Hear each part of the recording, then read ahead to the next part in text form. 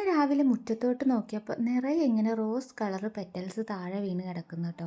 അങ്ങനെ മുകളിലോട്ട് നോക്കിയപ്പോഴാണ് ചാമ്പമരം നിറയെ പൂത്ത് ഇതുപോലെ റോസ് കളർ പൂക്കളായിട്ട് നിൽക്കുന്നു. കാണാൻ തന്നെ എന്തൊരു ഭംഗിയായിരുന്നു. ഇതിലേതെങ്കിലും ഒന്നെങ്കിലും ഒന്ന് കായായാൽ മതിയായിരുന്നു എന്നാണ് ഇപ്പോൾ എൻ്റെ പ്രാർത്ഥന. കാരണം ഇടയ്ക്കിടയ്ക്ക് ഇങ്ങനെ ഫ്ലവർ ഉണ്ടായിട്ട് കൊഴിഞ്ഞു പോകുന്നു എന്നല്ലാതെ കായ അങ്ങനെ പിടിച്ച് കണ്ടിട്ടില്ല കേട്ടോ.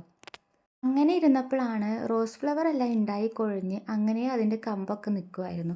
അപ്പോൾ അതൊക്കെ ഒന്ന് വെട്ടിക്കൊടുക്കാമെന്ന് കരുതിയിട്ട് ഓരോന്നോരോന്ന് ചെയ്തുകൊണ്ടിരിക്കുകയാണ് കേട്ടോ.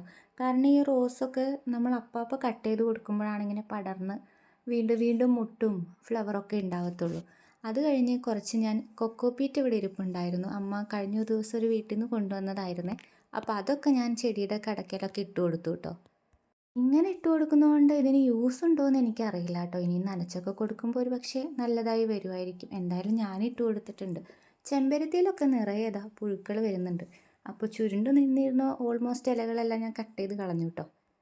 തല ദിവസത്തെ കാറ്റത്തും മഴയത്തും ചാഞ്ഞതാണ് കേട്ടോ ഈ തുളസി. അതുകൊണ്ട് തന്നെ അത് ഞാൻ ജസ്റ്റ് ഒന്ന് കെട്ടി കൊടുക്കുന്നുണ്ട്. ഇല്ലെങ്കിൽ വീണ്ടും മഴ പെയ്യുമ്പോൾ വീണ്ടും അത് താഴോട്ട് തന്നെ ചാഞ്ഞു പോകും കേട്ടോ.